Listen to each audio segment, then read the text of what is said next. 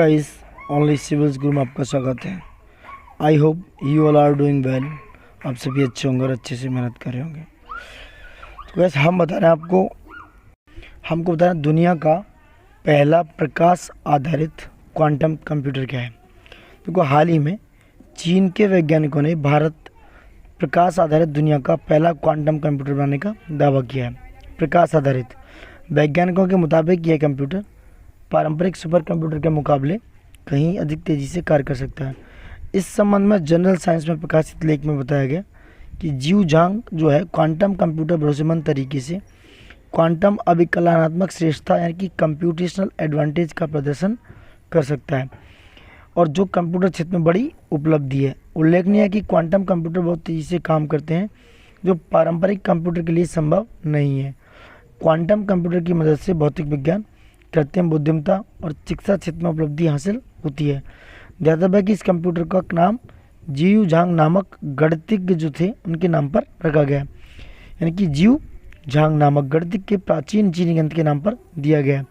यह super computer जो गणना मात्र 200 सेकंड में कर सकता है, उसे करने से पारंपरिक पद्धति जो बने दुनिया के सबसे तेज कंप्यूटर फुगाकू को 60 करोड़ साल लगेंगे। वहीं वर्ष 2019 में जो है गूगल द्वारा 53 क्यूबिट क्वांटम कंप्यूटर बनाने की घोषणा के बाद क्या गया सुपर कंप्यूटर के क्षेत्र में ये दूसरी बड़ी उपलब्धि है। अब देखते हैं विश्व के सुपर कंप्यूटर की सूची देख लेते हैं एक बार क्या है। नवंबर 2020 में विश्व के सर्वश्रेष्ठ 500 कंप्यूटर की सूची जारी की गई। ठीक है, इस सूची में जापान के सुपर कंप्यूटर फुगाको और जो कि A60 ये है, इतना 2.2 गीगाहर्ट्ज़, उसने पहला स्थान, जबकि अमेरिका के सुपर कंप्यूटर समिट ने दूसरा स्थान। भारत की स्थिति के बारे में बात करें तो भारत के सुपर कंप्यूटर परम सिद्धि ने उसकी को सूची में 62वां स्थान प्राप्त हुआ, तब प्रत्यूष को 77वां स्थान मिला है। प्रत्यूष को 77वां और जो परम सिद्धि को 62वां। रैंकिंग देखो, सुपर कंप्यूटर फुगाकू है जो इसकी क्षमता है 44 इतने टेराफ्लॉप्स, जापान का है। 5वीं रैंकिंग है। ठीक है, ये अलग है, 5वीं रैंक है। ये दूसरे पे समिट अमेरिका का है। तीसरे पे सियरा, ये भी अमेरिका का। चौथे पे है सनवेताई होलाइट, ये चीन का। 5वें पे है सेलिन, ठीक है, जिसका अमेरिका का है। सेलिन भी अमेरिका का, ध्यान रखना क्योंकि मिलाप करने के लिए पूछ सकता है। परम सिद्धि भारत का है जिसकी 4619 टेराफ्लॉप्स उसकी जो है। 62वें नंबर पर 77 पर प्रत्यूष है। यही भारत का। 144 पर मीर है भारत का। इनकी रैंकिंग को आप याद कर सकते हैं दोस्तों। ठीक है, कई न्यूज पेपर वेबसाइट में परम सिद्धि, प्रत्यूष से मीर की रैंकिंग में अंतर दर्शाया गया। इन वेबसाइट के अनुसार परम सिद्धि 63वें, प्रत्यूष 78वें और मीर को 146वां स्थान दिया है। ठीक है, अब श्रवण प्रकार पर पहली वैश्विक रिपोर्ट आई है। WHO की माने, WHO के अकॉर्डिंग क्या है, 2 मार्च 2021 को श्रवण विकार पर पहली वैश्विक report, first world report on hearing जारी की गई है। इसमें देखा जाए तो वर्ष 2050 तक विश्व भर में लगभग 2.5 अरब लोग, यानी कि प्रत्येक 4 में से एक व्यक्ति कुछ हद तक श्रवण क्षमता में कमी का सामना कर रहे होंगे। रिपोर्ट के अनुसार यदि समय रहते कोई ठोस कार्रवाई नहीं की जाती तो उनमें कम से कम 700 मिलियन लोगों को कान और श्रवण क्षमता से जुड़ी देखभाल तथा अन्य पुनर्वास सेवाओं तक पहुँच की आवश्यकता होगी। रिपोर्ट के अनुसार 78% निम्न आय वाले देशों में एक नाक, कान और गला, यानी कि बोलते हैं ENT, ear, nose and throat रोग विशेषज्ञ पर 1 मिलियन से अधिक आबादी है। वहीं 93% में प्रति ऑडियोलॉजिस्ट पर आबादी का अनुपात लगभग 1 मिलियन है। केवल 17% में प्रति मिलियन आबादी पर एक या एक से अधिक स्पीच थेरेपिस्ट है। वहीं 50% में प्रति मिलियन आबादी पर श्रवण बाधित लोगों के लिए एक या एक से अधिक शिक्षक है। तो ये थी श्रवण विकार पर रिपोर्ट आपकी। वही 98.6 डिग्री फ़ारेनहाइट अब मानक तापमान में बदलाव है दोस्तों। ये क्या है, वर्षों से मानव शरीर का मानक तापमान 98.6 डिग्री फ़ारेनहाइट माना जाता है, परंतु अमेरिका व इंग्लैंड में हुए एक अनुसंधान में यह पता चला है कि मानव शरीर का सामान्य तापमान 98.6 डिग्री फ़ारेनहाइट नहीं रहा। साइंस एडवांस जर्नल में अक्टूबर 2020 में प्रकाशित एक अध्ययन में यह बात सामने आई कि धरती के लगातार गर्म होने के बावजूद शरीर का मानक तापमान लगातार गिर रहा है। इस नवीनतम अध्ययन में कोलंबिया के अमेजन क्षेत्र में 5500 लोगों के तापमान को लगभग 18,000 बार चेक किया गया एवं निष्कर्ष निकाला गया कि मानव शरीर का तापमान 97.5 डिग्री फ़ारेनहाइट से 98.1 डिग्री फ़ारेनहाइट के बीच है। उल्लेखनीय है कि जर्मन डॉक्टर कार्ल रेनहोल्ड अगस्त वंडरलिच, जो कि ने वर्ष 1851 में चिकित्सा आयोग के लिए एक मानक तय किया था। उन्होंने लाखों बार 25,000 मरीजों के शरीर का तापमान रिकॉर्ड किया। इसके पश्चात 1868 में उन्होंने मनुष्य का सामान्य तापमान 98.6 डिग्री बताया, फ़ारेनहाइट बताया। तापमान घटने के कारण क्या है? देखो, बेहतर स्वास्थ्य सुविधाएं एवं हाइजीन, कम सूजन, बेहतर बीमारी का निवारण। तो ये भी क्या है, कुछ क्लॉज हैं जो तापमान घटने के कारण हैं। अब देखते हैं अंतर्राष्ट्रीय तापनाभिकीय प्रायोगिक यंत्र क्या है, आप देखते हैं। वही जनवरी 2021 में दोस्तों टोकोमोक परिसर में संयंत्रों के इंस्टॉल के लिए समझौता संपन्न हुआ। इससे पूर्व जुलाई 2020 में असेंबली ऑफ आईटीआर टोकोमोक की शुरुआत ही इसका पदार्पण फ्रांसीसी राष्ट्रपति द्वारा वर्चुअल माध्यम से किया गया। इसके अतिरिक्त आईटीईआर के अन्य सदस्यों ने भी इस कार्यक्रम में हिस्सेदारी की। वहीं देखा जाए तो भारत द्वारा जून 2020 में सूचना दी गई कि उसने दुनिया के सबसे बड़े परमाणु संलयन रिएक्टर में अपने 50% योगदान को पूरा कर लिया है। भारत इस परियोजना में वर्ष 2005 में शामिल हुआ। उसके बाद भारत की इस परियोजना में 9.1% की हिस्सेदारी है। यह दुनिया की सबसे बड़ी परियोजना है जिसमें भारत प्रत्यक्ष भागीदारी कर रहा है दोस्तों। भारत की इस परियोजना में cryostat in wall shielding, cooling water system, cryogenic system, heating system, diagnostic system, neutral beam system एवं विद्युत आपूर्ति के साथ साथ कुछ विशेष डायग्नोस्टिक सिस्टम का निर्माण भी करना है। जून 2020 में भारत के लॉसन एंड टर्बो के द्वारा निर्मित क्रायोजेनिक स्टेट को, तो लॉसन एल&टी के द्वारा था, सफलतापूर्वक रिएक्टर भवन में स्थापित कर दिया गया। अब देखो एक्चुअल में आईटीईआर है क्या। ये जो परियोजना है इसके अंतर्गत दुनिया के सर्वश्रेष्ठ वैज्ञानिक धरती पर भी एक छोटा सूर्य यानी कि एक लिटिल सन बनाने की कोशिश में है। इस परियोजना की पूरी होने की स्थिति में दुनिया को वैसे ही स्वच्छ ऊर्जा प्राप्त हो सकेगी, ठीक है, जैसे ही सूर्य से प्राप्त होती है, एवं इसमें प्रदूषण का खतरा लगभग शून्य के स्तर पर होगा। यह परियोजना दुनिया की सबसे बड़ी परियोजना है। इसमें अमेरिका, रूस, दक्षिण कोरिया, चीन, जापान, यूरोपीय संघ एवं भारत शामिल हैं दोस्तों। फ्रांस के सुदूरतम क्षेत्र में अवस्थित इस परियोजना का उद्देश्य सूर्य की ऊर्जा के स्रोतों का पता लगाना। वैज्ञानिक इस शोध में आगे बढ़ रहे हैं क्या हाइड्रोजन के 2 अणुओं के मेल से निकलने वाली भारी ऊर्जा को नियंत्रित किया जा सकता है या नहीं। इस परियोजना के सफल होने की स्थिति में दुनिया को असीमित स्वच्छ ऊर्जा प्राप्त हो सकेगी। इस परियोजना की शुरुआत फ्रांस के कैडार से में वर्ष 2013 में हुई थी। इस परियोजना में यूरोपीय यूनियन 45.6% शेयर निवेश कर रहा है, जबकि अन्य प्रत्येक सदस्य देश 9.1 शेयर खर्च करेंगे। तो ये था आपका पूरा किस परियोजना के बारे में। जो कैडारे शहर है, कैडार से, वो कहाँ है, फ्रांस में। नैनो तकनीक के माध्यम से कैंसर का उपचार, ये भी देखते हैं। देखो, नैनो तकनीक की प्रगति के साथ दुनिया भर के शोधकर्ता इस बात का पता लगा रहे हैं कि दवाओं के बेहतर वितरण हेतु नैनो कणों का उपयोग कैसे किया जाए। इस क्रम में हाल ही में शोधकर्ताओं के एक दल ने एक नैनो मिसल्स बनाने में सफलता हासिल की। इसका उपयोग स्तन, वृद्धावन तथा फेफड़ों के कैंसर सहित विभिन्न प्रकार के कैंसर के इलाज में प्रभावी वितरण के लिए किया जा सकता है। क्या होता है नैनो टेक्नोलॉजी? नैनो का अर्थ है ऐसे पदार्थ जो अति सूक्ष्म आकार वाले तत्वों मीटर के अरब हिस्से में बने होते हैं। एक तरह से देखा जाए तो नैनो टेक्नोलॉजी अणुओं और परमाणु की इंजीनियरिंग है जो फिजिक्स, केमिस्ट्री, बायो इन्फॉर्मेटिक्स और बायोटेक्नोलॉजी जैसे विषयों को आपस में जोड़ती है। सरल शब्दों में कहें तो नैनो टेक्नोलॉजी या नैनोटेक वह तकनीक है जिसमें किसी भी पदार्थ के परमाणु, आणविक और सुपर मॉलिक्यूलर स्तर पर परिवर्तन किया जा सकता है। इसमें 1 से 100 नैनोमीटर तक के कण शामिल होते हैं। अब देखो एक क्वेश्चन हो रहा है कि क्या होते हैं नैनो मिसाइल्स। नैनो मिसाइल्स का निर्माण तब होता है जब एम्फीफिलिक अणु स्वयं को एक गोलाकार संरचना के निर्माण के लिए एकत्रित करते हैं। इसकी संरचना 5 से 100 नैनोमीटर व्यास की होती है। अलग अलग एजेंटों का उपयोग नैनी मिसाइल्स बनाने के लिए किया जाता है।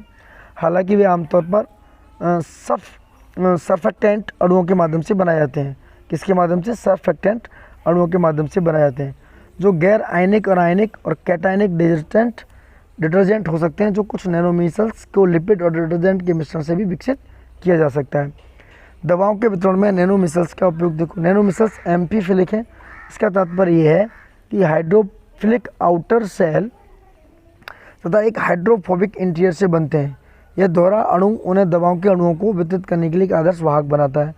हाइड्रोफिलिक सेल का तात्पर्य है कि मिसाइल्स को पानी में घुलनशील बनाने का है, जो अंतःशिरा वितरण के लिए अनुमति देता है, जबकि हाइड्रोफोबिक कोर चिकित्सा के लिए दवा का परिवहन करता है। लक्षित वितरण का महत्व क्या है? किसी भी कैंसर के मरीज के लिए कैंसर थेरेपी का लक्ष्य शरीर की स्वस्थ कोशिकाओं को नुकसान पहुंचाए बिना कैंसर कोशिकाओं को नष्ट करना है। गौरतलब है कि कैंसर के उपचार के लिए अनुमोदित कीमोथेरेपी विभिन्न दुष्प्रभावों के साथ अत्यधिक विषाक्त होती है।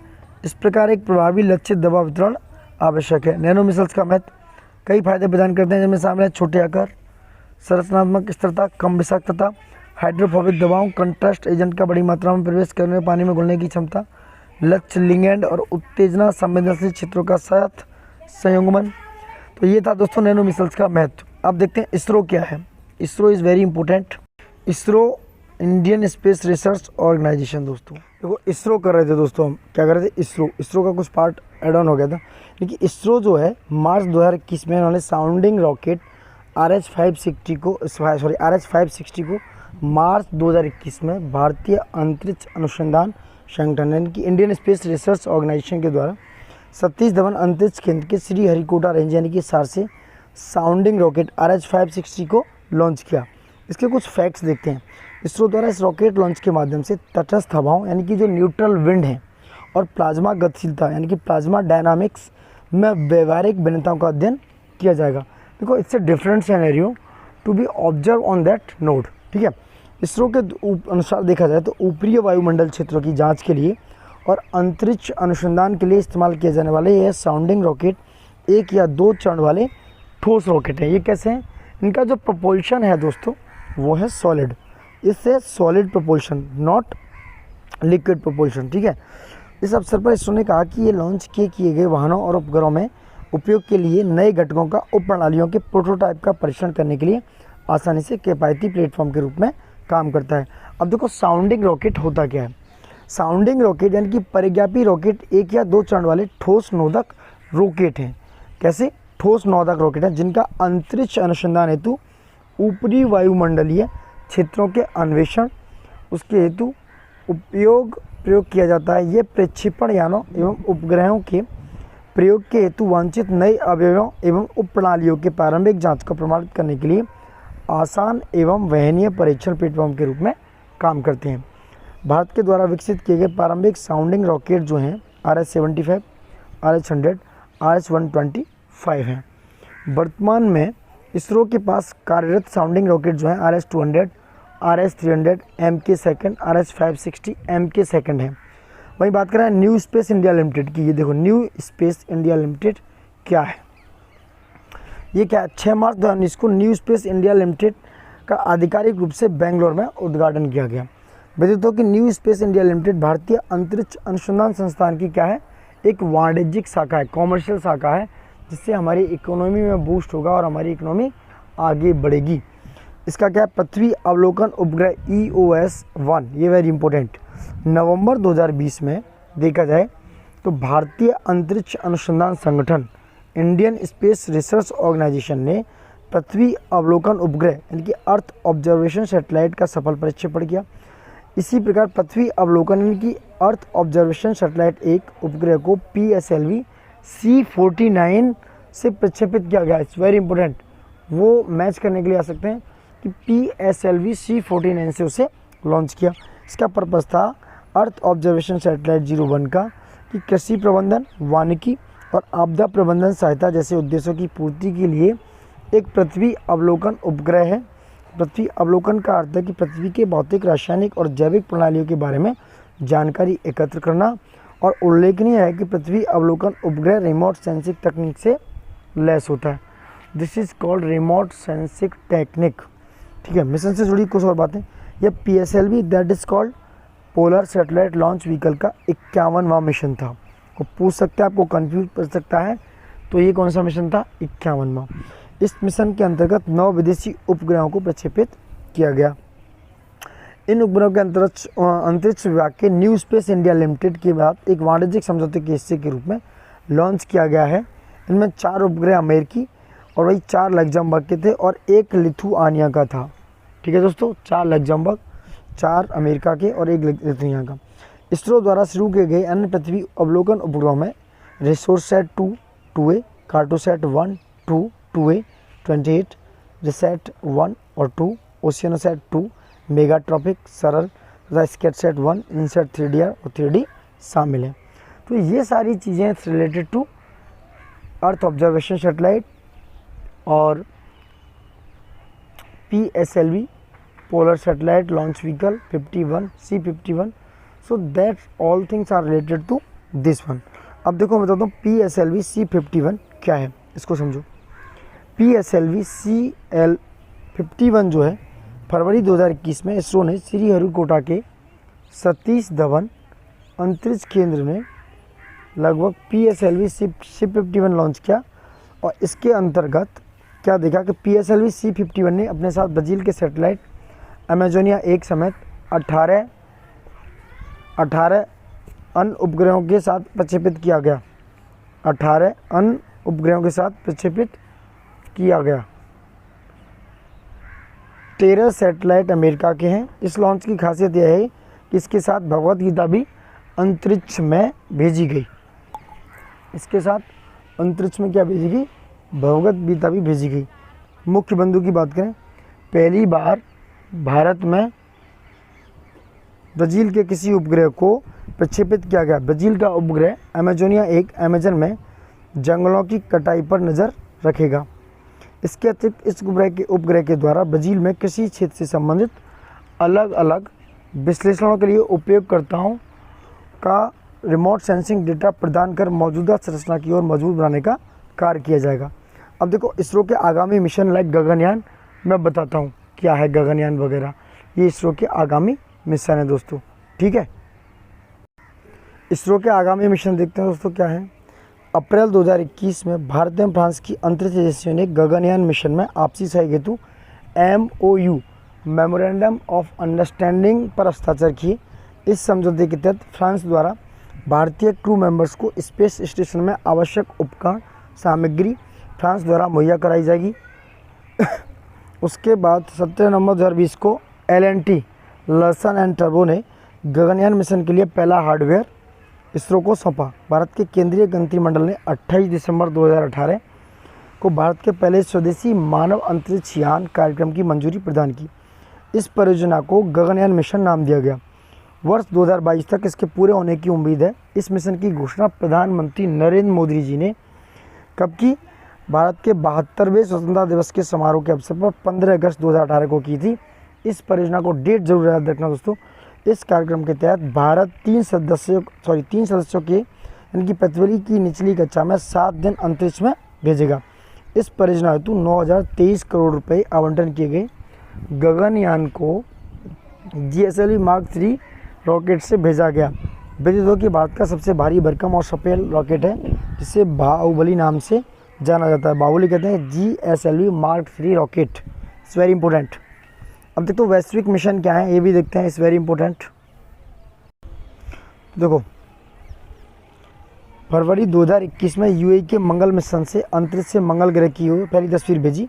विदित हो कि इस मिशन ने 12 फरवरी 2021 को मंगल की कक्षा में प्रवेश किया। इसकी पृष्ठभूमि के UAE के वैज्ञानिकों द्वारा होप प्रोब मिशन को संयुक्त राज्य अमेरिका USA में विकसित किया गया। इसे जुलाई 2020 में जापान के तानेगाशिमा अंतरिक्ष केंद्र से प्रक्षेपित किया गया था। विदित हो कि 55 टन वजनी यह सैटेलाइट लगभग 55 घंटे में मंगल का एक चक्कर पूरा करेगा। कितना? मंगल का एक चक्कर। इस मिशन के द्वारा मंगल ग्रह संबंधित जलवायु से संबंधित इकट्ठे किए जाएंगे। मंगल ग्रह से संबंधित से मार्स मिशन। अपने चीन का मंगल मिशन तियानवेन फर्स्ट की बात हो रही है दोस्तों। फरवरी 2021 में चीन के मार्स मिशन के बाद मंगल की कक्षा में प्रवेश करने के बाद मंगल की तस्वीरें भेजी। वहीं जुलाई 2020 में अपना पहला Mars mission Tianwen first launch किया। मिशन की सफलता के पश्चात चीन USSR और संयुक्त राज्य अमेरिका के बाद लैंडिंग करने वाला तीसरा देश बन गया। चीन का पिछला यंग हो मंगल मिशन जिसे एक रूसी अंतरिक्ष यान द्वारा प्रक्षेपित किया गया था 2012 में प्रशांत महासागर में गिरने से विफल हो गया। ये पुराने जो जितने मिशन हैं उनको भी याद रखना दोस्तों। तियानवेन 1 और 13 पेलोड 7 कक्षा और 6 रोवर ले जाएगा। यह मंगल की सतह पर पानी, बर्फ, मिट्टी की विशेषताओं को जांच करने और अन्य उद्देश्यों को पूरा करने के साथ वहाँ का वातावरण का भी अध्ययन करेगा। इसमें एक ऑर्बिटर, लैंडर और रोवर है। चीनी मिशन मंगल ग्रह की सतह पर एक भूमर्मग जियो पेनेट्रेटिंग रडार स्थापित करेगा जो भूवैज्ञानिक शोध करने में सक्षम होगा। क्या होगा? भूवैज्ञानिक रिसर्च करने में सक्षम होगा दोस्तों। ठीक है, अब देखो टिप्पणियाँ हैं, कुछ देखते हैं। It's very important for exam. तो ये 17 मार्च 2021 को भारतीय अमेरिकी वैज्ञानिक एवं प्रौद्योगिकी forum Indo US science and technology forum IUSSTP द्वारा अमेरिकी भारतीय आर्टिफिशियल इंटेलिजेंस पहल लॉन्च की गई। विज्ञान और प्रौद्योगिकी के क्षेत्र में भारत अमेरिका के पुराने संबंधों को विभिन्न क्षेत्रों में विशेष रूप से आर्टिफिशियल इंटेलिजेंस में आगे बढ़ाना है। वहीं विश्व स्वास्थ्य संगठन की वॉस पहल, वॉस इनिशिएटिव ऑफ WHO, ये क्या है? विश्व स्वास्थ्य संगठन वैश्विक समुदाय के तहत देखा जाए तो जागरूकता एवं चिकित्सीय गाइडलाइन जारी करता है। ठीक है, गाइडलाइन जारी करता है। इस दिशा में आगे बढ़ती हुई WHO ने वर्ष 2019 में 13वें जनरल प्रोग्राम ऑफ वर्क जिसको लॉन्च किया है। उसके माध्यम से लगभग 3 बिलियन लोगों के स्वास्थ्य को लेकर बेहतर दिशा प्रदान करने के लिए वॉस पहल का शामिल किया है। वॉस मतलब वाटर, सैनिटेशन एंड हाइजीन पहल के अंतर्गत जल यानी कि वाटर मतलब सफाई या सैनिटेशन एवं स्वच्छता मतलब हाइजीन पर ध्यान केंद्रित किया जाएगा। फरवरी 2020 में वॉस की नवीनतम जानकारी BMJ ग्लोबल हेल्थ नामक जर्नल में प्रकाशित हुई, जिसमें यह बताया गया कि भारत के संदर्भ में वर्ष 2021 में इस पहल के अंतर्गत कुल 2095 करोड़ रुपए खर्च किए जाएंगे। इस पहल का मुख्य उद्देश्य है स्वच्छ जल, साफ सफाई, स्वच्छता द्वारा इन्फेक्शन से संबंधित सभी बीमारियों को दूर करना है। ठीक है, वहीं एक और पहल है हैदराबाद के वैज्ञानिकों द्वारा नैनो फोटोविक्स के क्षेत्र में बड़ी खोज। देखो ये जो वर्ड है ना, एक एक वर्ड बहुत इंपॉर्टेंट है। नैनो फोटोविक्स के क्षेत्र में क्या है? क्रिस्टल की बात करें तो आमतौर पर क्रिस्टल कठोर संरचनाएं होती हैं एवं जब इनका आकार बेहद सूक्ष्म होता है तो इनकी संरचना में परिवर्तन काफ़ी मुश्किल होता है।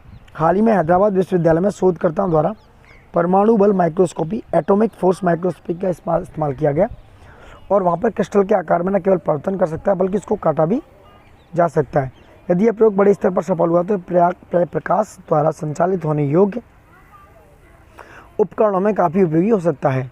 गौरतलब है कि यह शोध ये जो है एंगे वेंडेटे कैमी में प्रकाशित हुआ था। ये कोई जर्नल है उसमें प्रकाशित हुआ। अब देखो टेलीमेडिसिन क्या दोस्तों, ये टिप्पणियाँ हैं। टेलीमेडिसिन समझो। हाल ही में बीमा नियामक संस्था IRDA यानी कि जो IRDA है बीमा नियामक संस्था, बीमा धारकों को राहत देते हुए स्वास्थ्य और साधारण बीमा कंपनियों को टेलीमेडिसिन की दावा निपटान की नीति में शामिल करने का निर्देश दिया। अभी स्वास्थ्य बीमा में टेलीमेडिसिन का खर्च शामिल नहीं है। इस निर्देश के बाद अब आप टेलीमेडिसिन या ऑनलाइन डॉक्टर से इलाज कराने के खर्च को भी स्वास्थ्य बीमा के तहत दावा कर सकते हैं।